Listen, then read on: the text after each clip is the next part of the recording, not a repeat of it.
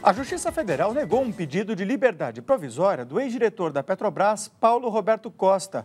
Costa foi transferido hoje para o Paraná. Ele foi preso acusado de participar de um esquema de lavagem de dinheiro. Paulo Roberto Costa foi preso durante a investigação Lava Jato, que investiga uma organização criminosa acusada de lavar pelo menos 10 bilhões de reais. A Polícia Federal decidiu transferi-lo do Rio de Janeiro para Curitiba, porque o inquérito da operação corre na Superintendência do Paraná.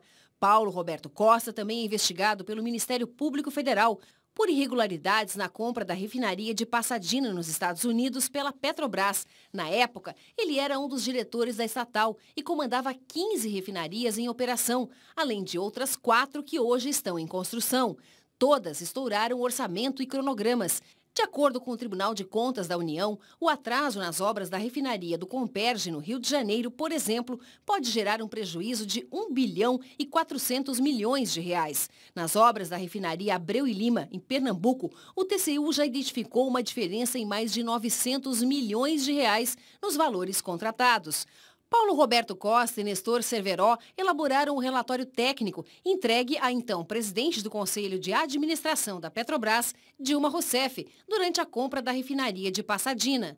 Ao se manifestar pela primeira vez sobre o caso, a presidente da República alegou que apoiou a negociação baseada em documentos falhos. Hoje, o Conselho de Administração da Petrobras se reuniu com o ministro da Fazenda, Guido Mantega, e com a presidente da Petrobras, Graça Foster, mas não houve detalhes dos temas discutidos. Para entender melhor os problemas na aquisição da refinaria texana, o Jornal da Cultura explica.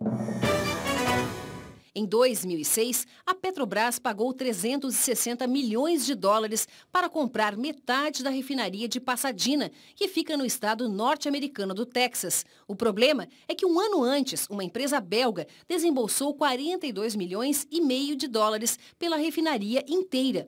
Em 2008, as empresas se desentenderam por conta de cláusulas contratuais e o caso foi parar na justiça. Em 2009, a estatal brasileira foi condenada pela justiça americana a adquirir a metade da refinaria que ainda era da empresa belga. A Petrobras recorreu, mas perdeu em todas as instâncias. Ao final do processo, em 2012, a refinaria de Pasadena custou à Petrobras mais de 1 bilhão de dólares, mais de 27 vezes o valor pago pela petroleira belga em 2005.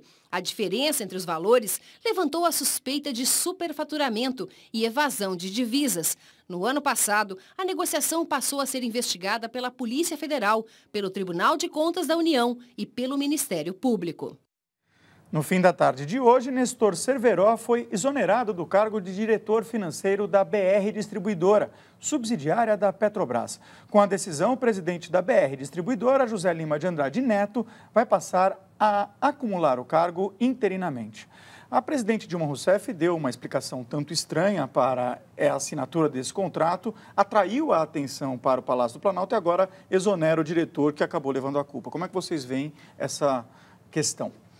Bom, eu acho que primeiro o comentário que o Lula fez recentemente sobre isso foi um comentário, acho que procedente, quando ele disse que a presidente talvez tenha se apressado demais em comentar o caso e acabou levando o problema para dentro do Palácio do Planalto, falando que ela tinha sido uma informada de alguma forma. É claro que isso tem que ser investigado, está no começo da investigação. Senão a gente pode começar a ficar atribuindo culpas a pessoas e atribuindo culpas a presidente ou a seja lá quem for, antes disso ser investigado. É claro que o volume do dinheiro nos leva assim, a gente se sente roubado, porque esse dinheiro é nosso, né? De todos os brasileiros. E você sente uma mão entrando no seu bolso. Isso é uma coisa que vem um pouco nos aborrecendo. Mas acho que a gente tem que ir com calma antes de ficar, por exemplo, jogando pedra na presidente. Porém, é uma coisa um pouco infeliz, porque a imagem da presidente sempre foi a imagem de que ela era uma pessoa extremamente competente do ponto de vista técnico, enquanto que não era uma pessoa com perfil político. Esse era o grande capital dela, porque ela entrou no cenário para a eleição, ninguém conhecia ela direito no país, certo? Ela era uma pessoa que vinha de um escalão técnico e não de um escalão político e foi alçada presidente da República, claro, graças ao capital político do Lula.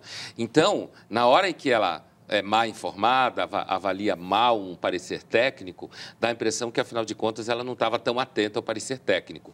Mas acho que a gente tem que tomar muito cuidado e não sair por aí culpando a presidente, ou seja lá o que for, antes de a gente ter um julgamento disso. Está muito no começo, eu acredito. Isso, eu analiso do ponto de vista jurídico. No Brasil, sempre se acreditou, e por certa razão, de que quem pratica um crime como esse, que envolve bilhões, $1 bilhão, que nunca vai para a cadeia. De repente, está lá um sujeito hoje na cadeia.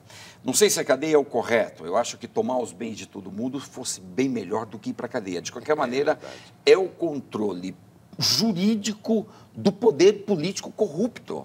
É importante, nenhum país prospera se o poder jurídico não controla o poder político, porque eles fazem, como diz a Dilma, o diabo. O Enio Torres diz o seguinte: o problema dos diretores é que eles nunca têm a responsabilidade do capital que eles administram. O prejuízo nunca é deles. E eu li esses relatórios... Os lucros são, né? Eu li esses relatórios do Tribunal de Contas da União e eles criticam justamente os projetos executivos que são muito mal feitos, os aditamentos de contratos que são feitos o tempo todo, e você vai tendo... uma obra que começa com um custo de 14 bilhões de reais, por exemplo, é aditada em mais de R$1 bilhão. E acho que vai de encontro aqui com o que o Enio Torres está falando. Vocês acham que essa influência política nos quadros técnicos da Petrobras, como, por exemplo, um dos diretores era do quadro do PP, acaba prejudicando essa administração? Sim, porque a interferência política, o Pondé vai complementar aqui, o lado político é o mais irracional do Estado. Outros órgãos são mais racionais. Ali é puro jogo. E não é jogo do PT atual. Não é o PT que usou a Petrobras. A Petrobras é usada sempre, desde sempre. Então, isso é ruim para o país, porque não prospera. É sinal de uma nação fracassada. Eu ia completar o que o Luiz dizia, o seguinte: talvez fosse mais útil não só prender, ou não só prender mesmo, mas fazer devolver o dinheiro. É isso que é importante. Isso é fundamental. E nunca se faz devolver o dinheiro. E esses caras administram um dinheiro que não é deles, por isso que eles são assim. O Superior Tribunal de Justiça toma decisão inédita em caso que envolve retirada de conteúdo ofensivo da internet. A vítima não vai ser mais responsável por indicar a página onde originou o problema. Agora caberá ao dono do site a retirada total do conteúdo. Um anúncio de um fabricante de motocicletas estrelado pelo ator Wagner Moura, que foi modificado e veiculado no YouTube e replicado em outros sites, levou a justiça a uma decisão polêmica que vai além de tirar o vídeo da internet. O Superior Tribunal de Justiça condenou o Google, responsável pelo YouTube, a retirar previamente todo o conteúdo considerado ofensivo. O conteúdo em questão também tem que ser banido do sistema de busca. Outra decisão: as vítimas de ataques não precisam mais indicar o que deve ser barrado. A tarefa caberá ao próprio Google. Você já está colocando filtros ali que vão limitar a liberdade de expressão das pessoas. E isso pode ser, sim, configurado uma censura prévia. Em nota, o Google afirma que vai recorrer desta decisão específica ao Supremo Tribunal Federal.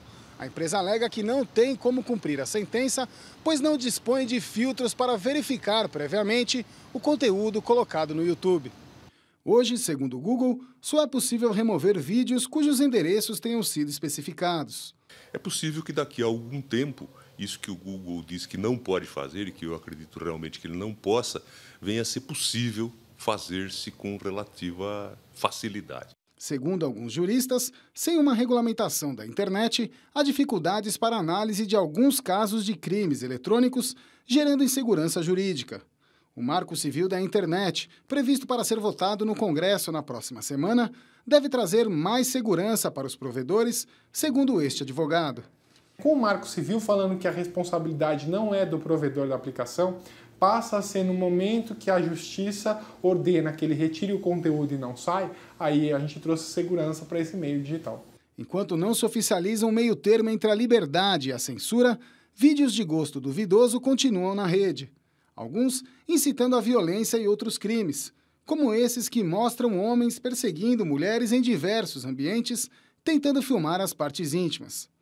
Esta semana, 3 pessoas foram presas em São Paulo depois de postarem em redes sociais abusos cometidos contra mulheres em transporte público. Apesar dos crimes serem virtuais, as punições aplicadas são do mundo real. Essa desculpa do Google, ela é aceitável ou na medida que a internet pode perpetuar ofensas, deve haver um controle maior? Na verdade, o provedor só é um depósito. Você que posta. Eu não peço licença para o Google para postar. Eu posto e a responsabilidade é de quem postou. Acho correta a orientação que está indo do Marco Civil, que vai ser aprovado na próxima semana. Cada um que faz a bobagem, que se responsabilize pela bobagem que você faz na sua vida. O Pondé gosta bastante de rede social, concorda? Estou sempre meio fora delas. Olha, eu acho que você filmar alguém perseguindo uma mulher ou filmar uma imagem de alguém batendo na mulher, ou seja lá o que for, e postar isso, e achar que poder fazer isso é liberdade, acho um pouco forçar a barra. É anarquismo. Né? Isso é forçar a barra. Quer dizer, liberdade não é nem nunca foi todo mundo fazer o que quer.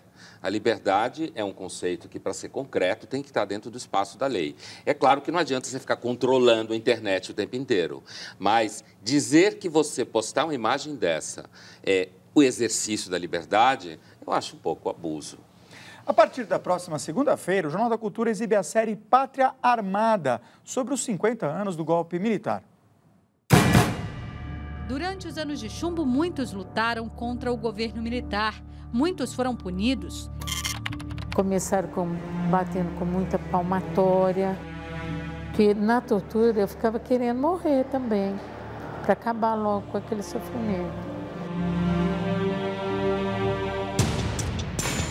A série Pátria Armada do Jornal da Cultura vai mostrar os abusos da ditadura, torturas, mortes, desaparecidos.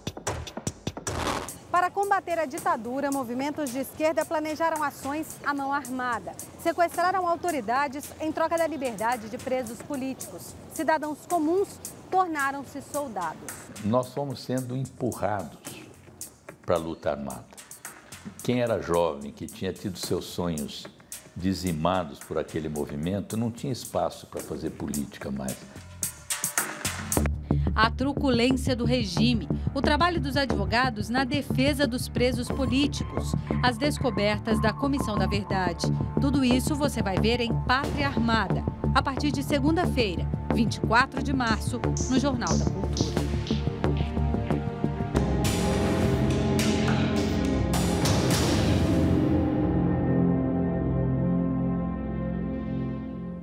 A seguir, idosa puxa a orelha de rapaz que tentou aplicar o golpe do bilhete premiado. E mais, campanha tenta combater o preconceito contra mulheres no comando.